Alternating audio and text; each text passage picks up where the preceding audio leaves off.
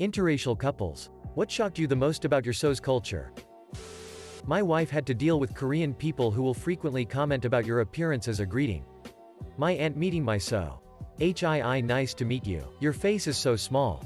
Edit. A lot of comments point out that small face is desirable and should be taken as a compliment. True, but I just used the nicest example. They will comment on anything about your body. And the worst part is that they always offer a solution. You should try some surgery. I guess it's common to a lot of other cultures to dig at your looks pretty casually. But I think there's something uniquely shitty about Koreans because they will go so far as to try and refer you to a plastic surgeon. All the time. I just turned 30 and my mom recently told me I should try Botox. Like what the fuck, mom? I learned very quickly that when you are eating food at my Greek so's house, you always leave a little bit on your plate.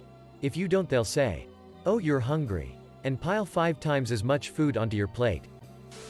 So much family. She is Samoan. Every Samoan seems to be related. Not my relationship, but my sister is French and is dating a Chinese guy. He buys so much rice she told me she could hold a siege for a whole year with it, and she keeps texting me stuff like, "Can you believe it?" With pics of kilos and kilos of rice he just bought. Being late to social gatherings is so ingrained in their culture that showing up right on time is considered rude. She has literally made me pull into a parking lot and wait so that we were at least 10 minutes late to dinner at Tita's house. And we were still the first ones there by far. I'd never seen someone cry tears of joy eating good pasta until I met my Italian girlfriend. Calling everyone an uncle or auntie when you mean person who is older. The number of actual relatives is much smaller than the number of family members.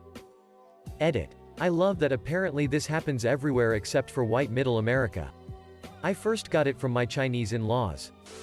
I'm half Spanish on my mom's side. We never really got on with my dad's family. Which is sad, because some of his more distant relatives are amazing people. So I was raised in my mom's culture. My husband's family are lovely people. But how their family works is so strange to me. When they talk to each other. It's how I'd interact with a work colleague I don't see very often: polite, cheerful, but never touching on personal subjects. They seemed horribly embarrassed when we called them to announce our engagement. We live on opposite sides of the world. I was a bit offended until I got to know them better. They do care and they are warm, they just don't express it like my family do. I did warn my husband about my family. But I don't think he really understood. We are loud. Loud enough that if you want to talk, you shout over everyone else. There are a lot of us. We are all up in each other's business. Our family will subsume you if they like you. He gained 5 aunts and uncles and 10 first cousins without asking for them. Jello. So many kinds of jello. Every person in the surrounding South Dakota farming community brings a different kind of jello to social gatherings. My boyfriend is half Japanese. And his very unemotional relationship with his mother, and his father too, was a huge shock to me. My parents are European immigrants from the Balkans. And they're incredibly affectionate. My brother and I are affectionate with each other and will hug anytime. I hug my parents nearly every day. Before the pandemic, I grew up holding hands with my cousins in public. But my boyfriend absolutely hates PDA of any kind. We've gotten into numerous arguments about physical affection in public or even at parties around our own friends. Naturally, he thinks my relationship with my family is very weird. Because we hug. When I was dating a Mexican, I'd go to his family parties and they would play the most foul-mouthed gangster rap, "Fuck de Police" blasting at a 5-year-old's birthday. Abuelas and abuelos up and dancing to it. I made a comment about how liberal his parents and grandparents must be. He said, "Oh, they don't know English. This absolutely wouldn't fly if they knew what it was about." Weddings. My fiancé, Irish, and I, Indian, started planning our wedding. We're both wanted to go for a small wedding and we sat our parents down and told them about it. I gave my fiancé a heads up to let him know that we'd have to operationally define what a small wedding would be to my parents, because to them small would be like a 100 people. He didn't take me seriously at first. But when we finally got down to it and told my parents, they came up with a guest list of just their friends and my family of about 125 people. As a compromise, we've finally arrived on 20 people for the wedding, and my parents are throwing us a party after with whoever they want to invite. It was like a war negotiation. They can drink. Like, seriously. Holy shit. Scandinavian. Specifically Norwegian and Swedish. Ooh, being so touchy-touchy. I'm Asian and she's Hispanic. Nuff said. Also, what surprised us was the foods. There were so many things present in our opposite cultures but used in a lot of opposite ways. Like certain ingredients used savory in one culture and sweet in the other and so in, but a lot of ingredients in common. Black British with a Jamaican family. Married to a white British guy. Was most shocked by funerals. When we had his Nana's funeral I was shocked that people were invited and only immediate family. We did the funeral. Then went to a pub and there were sandwiches, cakes, tea etc. Then everyone was heading home by 5:30 p.m. Jamaican and Caribbean funerals are nothing of the sort. People turn up because they knew the deceased person years ago. Some people don't even make plans to go to the funeral, they arrange to go to the after. There's hot food served like a properly catered function in a hall or center. There's sound systems set up. And people dance. Also sometimes a couple old men in hats playing dominoes. There's also usually a 9-night. So 9 nights after the person passes away you hold a big party essentially to chase away bad spirits. Lots of music, drinking, food, smoking, etc. I told husband about this and his face was a picture.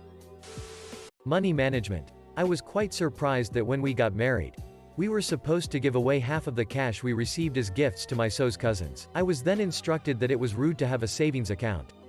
If we had extra money, it should always be given to the family as gifts. Not happening.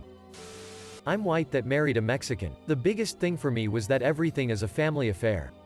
Like, I call my family every other week or whatever. But my husband's family does everything together. My first taste of this was when we were dating. And it took the whole family to switch out his mattress for a bigger one. I was like, you couldn't do that yourself? He looked at me funny when I said that. It's not interracial in any real way. But I had a bonkers family dinner out with my wife's Maltese family one time. If you're unfamiliar, Maltese people are basically Italians who get super mad when you call them Italians. We were seated at the end of the long dining table with my wife's 2 aunts and uncles, her dad's brother and sister, and their spouses all in their 60s and 70s. Dinner was served, family style, at this restaurant, and these 2 old, Floridian, ex-New Yorker, second-generation Maltese couples ate like this. The lasagna would hit the table. The wife would dish some for the husband, some for herself, and then pass it to the other wife. The next wife would dish some for her husband, some for herself, and then pass it to my wife, who, without blinking, dished some for me, some for herself, and passed the tray down the table. Now this woman has never served me dinner in a restaurant. Anyway, she's a great cook at home. In her life, she's a whole, independent, modern woman who is super clear that I'm a grown-ass man who can get his own food. But at this dinner, her serving me happened entirely seamlessly. As if it's just how we did it too. Then the veal came. Same routine. Then the spaghetti. Same. Then the pork chops. Same, if you're counting. We're now 4 entrees into dinner. And I didn't mention appetizers and salad. And I've been dished a serving of each by my bizarrely servile wife. I'm no slouch at eating. But this is starting to get, well, silly. As I look around at the other husbands. Because we're clearly in Rome here. They're stuffing in each of these courses, as if it was the first. Then the desserts started coming. It was a flan. And then a creme brulee. And then a tiramisu. I was served a serving of each. By the end of this I was beginning to whinge audibly. As I glommed the final bite of tiramisu, I looked up, breathing heavily, and caught an approving nod from her Uncle Charlie. As I pushed back from the table I looked around and realized that every man in that family is literally 50 to 100 pounds overweight.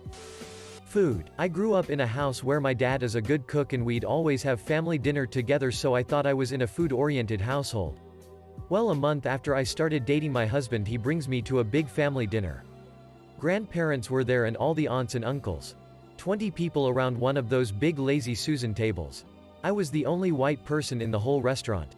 They would all be chattering away in Cantonese and suddenly I'd hear my name followed by laughter and a big scoop of something landed in my bowl.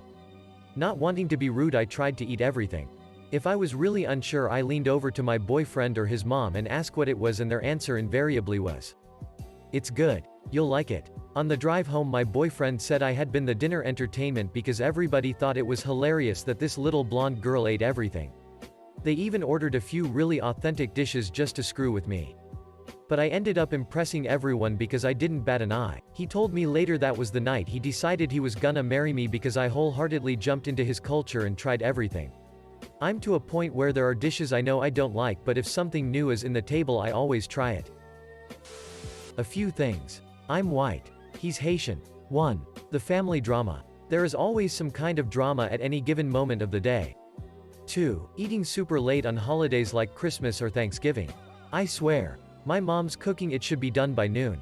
Is loosely translated to, we aren't eating until 9 o'clock at night and someone still has to run to the store a couple times. 3. Intentional tardiness. I like to be early for things and he can just dilly-dally around and be okay being late for things. His mom can't leave the house until about an hour after she has to be somewhere. 4. The excessive pushing to get married and have kids. I attended his brother's Haitian wedding and the entire time. When you guys going to get married? When you guys going to have kids? I swear for the entire 6 hours. 5. The partying. I'm cool with this part though. Everything's a party. My biggest surprise is the huge amount of Polish pride someone can have considering that they don't speak Polish or have been to Poland.